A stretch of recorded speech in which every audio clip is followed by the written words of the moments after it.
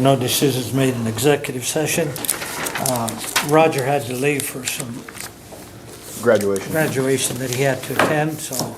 Graduation? What kind of graduation going on? Kindergarten. Grandkids. Grandkids. Grandkid. Yeah. Where are gardens? Kindergarten. Kindergarten, oh, that's right, that's, Yeah. okay, they'll have that. Okay, so then, we can move back to, is that what she's here with? Yes, I believe so. What date was that again? My phone didn't save it. July 18th at 7 o'clock and what was the other one? 22 West Washington. Perfect. Are you Sherry Wright? Sherry White. White, I'm sorry. White. Is it? White. It isn't white on here though, is it? Is it something? Yeah, it's white. White, okay. But it's- We're ready for you then. Okay. W-H-I-T-E, I think, and then white. W-H-I-T-E. White like the color. White, okay. I didn't think that last name would cause too many issues. Well, it's spelled different on here. Yep. Oh, they just got it written down when they're wrong. Yep. Oh. No, If I didn't have my glasses on, I wouldn't even know it was that. Yeah, because that's, that's how I am if I don't Yeah. have my glasses I on thought it was too. more of a right than a white. So did I when I first It's looked at it. yeah. W-I-G-H-T. Yep. Yes, just Okay. like the color. Well, you guys may remember me. It's been a while since I've been out here though. Oh, we remember you. Oh yeah, you remember me. Well, I'm not. I hope that isn't bad. That's a good point. That's a good thing. Okay, well, great. A lot has happened. I think it's probably been close to a year and a half since I've been out here to see you. Back then, I think, if I remember right, I was trying to raise $100,000 for our seed money to get us open. Well, we did that and more. So we opened a year ago last month. We opened, well, it's March, so I guess it's been a couple months. So a little over a year ago. I brought you guys a lot of information. I just finished our first annual impact report. Oops. Sorry, I'll just hand them Is down. the other one, oh, you guys have three? Yeah, I'll put it in this desk. Okay. And then. You have one for the clerk here? Yep. I can sure do that. Oops. And then I brought one, I didn't know if your county attorney was gonna be here or not, so I brought one for her too. I think probably just hand the ones for the attorney, hand it to the clerk. Okay, I can do that. I'll put these here. All right, and then that one. And then that one, did I give him one of those? Nope. Okay. If I wouldn't bring so much, I could keep track of it a little easier. Yeah. Okay, there's the, But we wouldn't have as much information, right? that's right. I'm Hand that down. thorough if nothing else, Yep. right? And then one last thing is just a copy of our brochure. All right, now I think we're all set here. Okay, I'm gonna start you with here this impact report, and there's a lot of information in here. I'm not gonna go over all of it. You guys can read. I'll let you do that at Which your one? leisure. First one. Yeah, that's the big colorful one. Okay. The biggest thing is page 3, or one of the biggest things is the page 3, where it shows our 9-county service delivery area. And then it shows how many services we delivered in our first year. So everybody, in the beginning, do we really have a need for this? Well, as you can see, we provided almost 7,000 services in our first year. So I think it's pretty safe to say that it is needed. I have a breakdown of how many of what kind of services they were, whether they were licensed or certified or group or public presentations. The licensed services basically are like the drug and alcohol assessments, DUI evaluations and the classes, the actual counseling sessions, the referrals to inpatient rehab. So that's the license. The certified peer mentoring and advocacy services are the ones where we peer up our people who are already living in long-term recovery with somebody who's still struggling to kind of peer mentor them through that process. I personally am not an addict, so when an addict comes in and sits across from me and they're telling me their woes, and they're like, you don't understand how hard it is, I got nothing. I got nothing to say because I don't know how hard it is. I'm not an addict.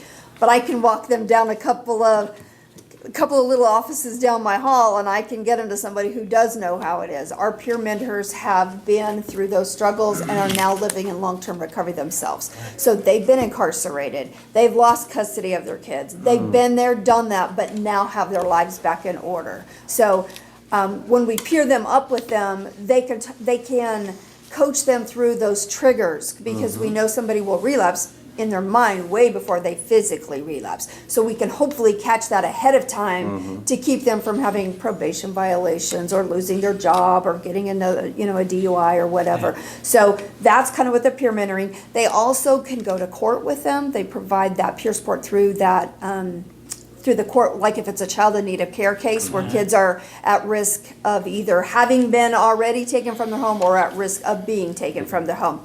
But once that happens, we can also go with them to those meetings with DCF and the foster care agencies to kind of help them create their to-do list on what they've got to do to get their kids back.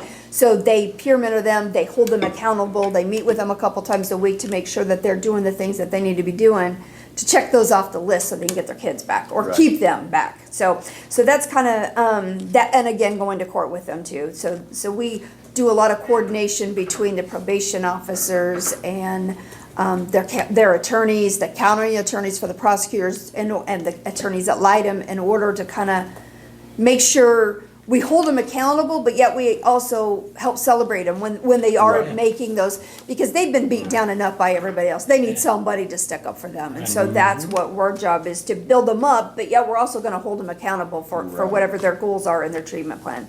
Okay, now the group services are like the cognitive behavior pattern changing classes that we teach. We teach different kinds of classes.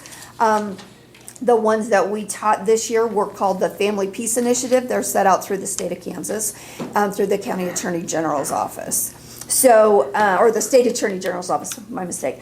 And so they go clear back to their childhood and they dig in deep. And most of the people that we serve have an underlying mental illness that is now being masqueraded by the addiction issues. And so there's usually trauma, whether it's domestic or sexual violence that's occurred to them at some point, abandonment issues, grief issues, isolation. There's a lot of reasons why they end up at our office. So we try to address that through those pattern changing classes, but we also teach pattern changing classes to our families. We know that the families become just as sick as the actual addict. And so, and I can speak because I am on the family side of it. I have 3 children that have all battled addiction at one point or another. Knock on wood, we're doing good right now, but I also know at any time that can change, unfortunately. So we teach those families how to set clear and safe boundaries, how to not get sucked into the drama, how to get taken out of the bad guy role, how to be more empathetic, and so that they can be more relatable. And then, of course, the public presentations are just where we go out and talk to people about addiction, what we're seeing, what the trends are we're seeing in that market. Right now, fentanyl is everywhere. People that don't in that world don't realize it's everywhere. People say, oh, it's in the cities or it's in there. It's here, folks. We see it almost every single day. Fentanyl is here. It's only a matter of time till we lose somebody. We've had so many overdoses. I know over in Colby, at least. I know one kid, I say a kid, he's in his early 20s, but he has had 9 overdoses, and knock on wood, he's been saved every time. So they finally got him into rehab, and he's coming up, I think he's close to about 8-9 months clean now. So he's been doing good. But I also know that it can happen, and it is only a matter of time till it does happen, unfortunately. We have had a couple of them weren't from overdoses, and they weren't clients of ours, but they were overdoses from suicide. They were flat suicide. They weren't an accidental thing. So, okay, so that's kind of a little bit about where we are and what we're doing. Some of these pages talk about how I talked about we raised more than our $100,000 goal. I'm on that 4th page, yeah. we raised over 250,000 in our first year. So we had a lot of public support. We had huge support, Dane G. Hansen Foundation, thank you, Jesus. They gave us 100,000, so that was, yeah, but we didn't get that until after we had raised the other 160,000.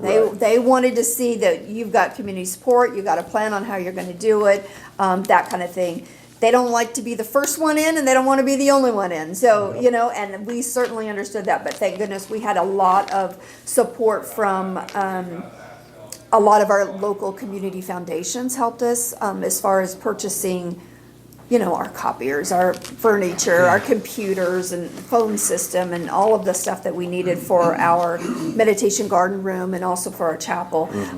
There's a page here that has a little circle on it, and it's a little farther back. That one just kind of a breakdown of where our funds came from for the first year. Of course, a big chunk of it was Dane G. Hansen. We won't have that this year, so we're trying to figure out exactly how we're going to make that up. And so a big chunk of that, if you look over here, you can see that the special alcohol tax fund was only 9%.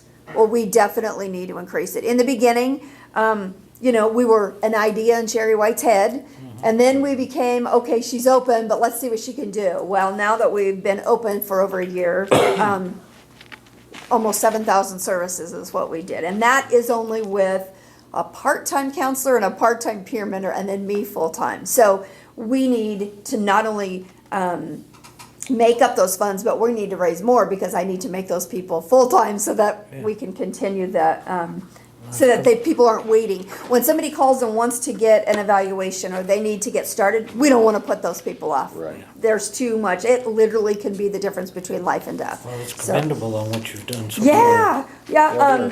Now, if you go clear back here to the very back page, I'll skip over those. You guys can look at those at your leisure. But the very back page, the one surprise that we did have was how few of our people would have health insurance for us to bill. I spent months and months going through the paperwork and getting all of our certifications with all the different insurance companies and the especially the Medicaid.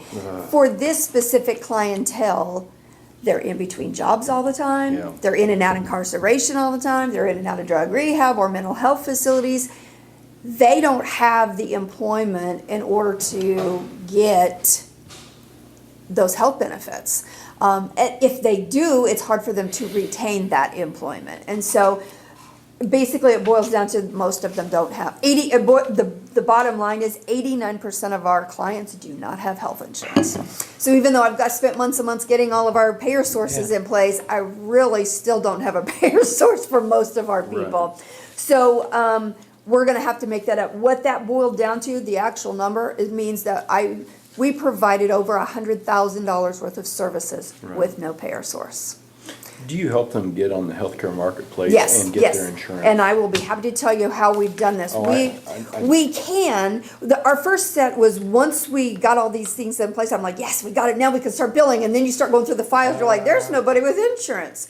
Fine. Right. Now our next step is we got to get them on Medicaid. Yeah. Well, men cannot get on Kansas Medicaid unless you are, I hate to be, I don't want to be rude, but dragging a leg or you're blind or, Yeah. I mean, men are You just have to not. have Medicare first. Yes, so. yep, and so you just can't get that. And so then our next step is, well, if we can't do that, then we've got to get them on the healthcare marketplace, which is great, but you can only do that between November 15th and January 15th. So what do you do the other 10 months of the year? You live off grants and donations and hopefully the special alcohol tax fund dollars. So that's kind of where we're looking to increase. 9% of our budget is all we had for special alcohol tax funds in our first year. So we really need to expand that. As far as actual dollars, what we're asking for is $10,000 from each of the counties. And then we're asking for more from Thomas County since we're based out of there. But if we can get that, then we will make up that void and be able to keep going. I mean, we can't do it if we don't have the money and we don't have a payer source. We have to increase those funds. So it's not a per county people? Let's see. I have those statistics for let's you. see. No, he meant payment For on payment. per county population. Do you do it on that? No, and the reason we don't is because addiction doesn't stop at the county line. So just because you live in one county, these people, they travel around to get wherever they need to go. So, and the thing is, they may live in one county, but their crime is in another county. So it kind of laps over, and it's vice versa. Some people that live in this county go to this county, and it's just too blurry for us. We don't have software to keep track of all of that stuff, so we just do it as a budget. And I did go through and figure out how many services were provided for each of these numbers are based on where they actually live, where their mailing address is. It's not based on where the crime is. So it's a little skewed, but I can tell you that we provided 252 services to Cheyenne County residents. Okay, I was wondering because it didn't have a. No, I did not put that in there.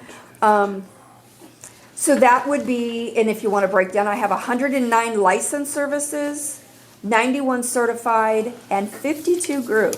That one actually kind of surprised me. That's a lot. That means 52 of them were coming up and taking our classes for 12 weeks. And how many Once did a you week. say that was the first one? 109, The first one was 109 for licensed services, 91 certified. and 91 certified, and 52 group. So a total of 252. Okay. And I do know off the top of my head, one family from Cheyenne County had their children removed from the home. And so we are working with them to get that little boy back home. So I don't know when that will be, but I just know that one because we work with that family very closely. So that's one that's just kind of popping out in my head. I know we have several Sherman County ones. I think there's 3 different families, and then all the rest I think are from Thomas County. But the ones in Sherman County, knock on wood, 2 of the 3 families we've been working with them did get their kids back. So in those instances, that's 5 children that had been taken from the home. They were placed in either Wichita or the Kansas City area, which meant we lost that county lost that revenue from the school district. So when those kids came back home, now those funds will come back to Sherman County. So that's just an example on.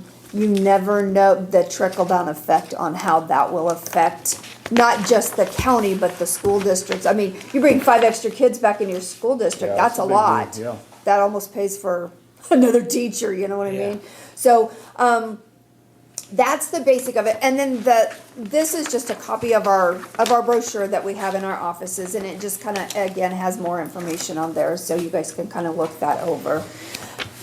Now, as a reminder, the monies that I am requesting come from the special alcohol tax fund. Those aren't additional monies. Those are monies that, I don't know what your balance is. I guess depending on what your balance is, it may or may not. I think the last time I was up here, there was a question on how much was, that they didn't know how much your balance was. So I guess that's up to you guys, but that's kind of the dream request anyways. How about that? Yeah.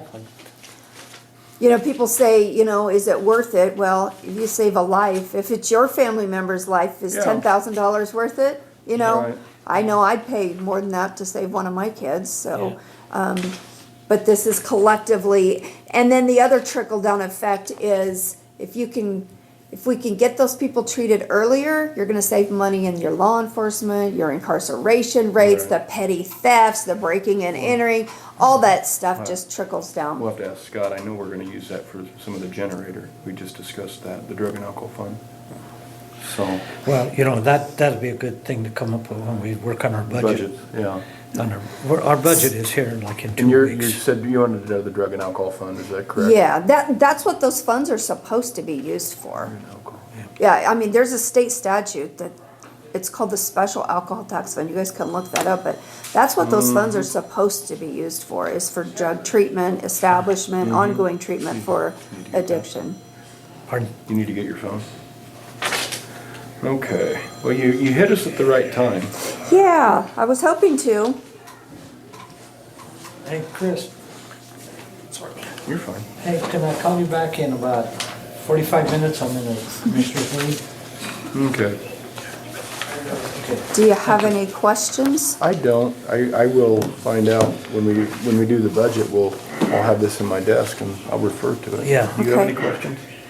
Not at this time because, like I said, I do commend you for all the hard work you put into this. Because, I had really dedicated staff. For the first 6 months, they worked without a paycheck. wow.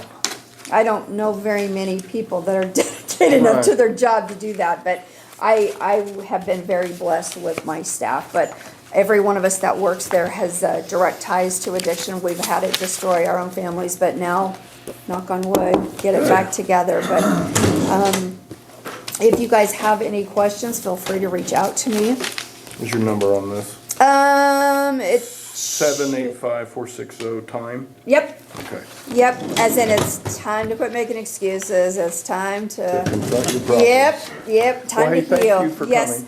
and I'll give you a heads up, I'm probably gonna come back and see you guys. I don't know if you guys have heard, but the opioid settlement monies have been received by the state. Okay, so. Did you guys know that?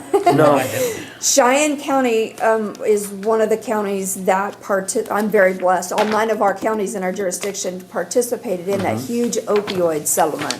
Yeah. So there's, the state attorney general's office tells me that there's going to be about $18 million paid out this summer.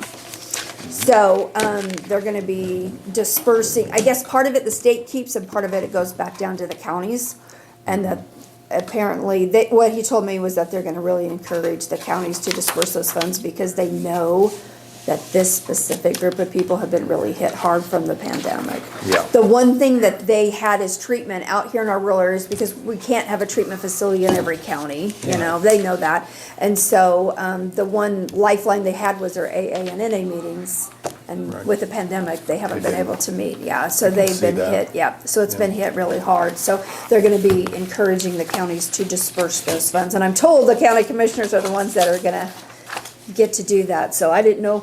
I asked them dollar amounts and they said that they don't have it divvied up yet, but, It'll probably go by population. It'll be- they did tell me that it was gonna be that, but the state is keeping part of it, so Yeah.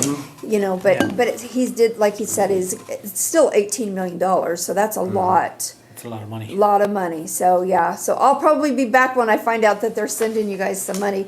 Like I said, that, we provided over $100,000 worth of services. So by the 10,000 will basically cover that. So the new money's coming down will then allow me to make those people full-time. So You'll pick up the so when I say, Hanson where it pulled out. yeah. So anyways. thank you for coming out. Thank you very much for your time. Drive And if safe on your anything, way back. and if you have any more questions, just let me know. Yeah. Okay, we need to make a motion. I finally gotta have this figured out. ask Okay. me any questions. There's 2 bids of Appreciate crushing the opportunity. concrete.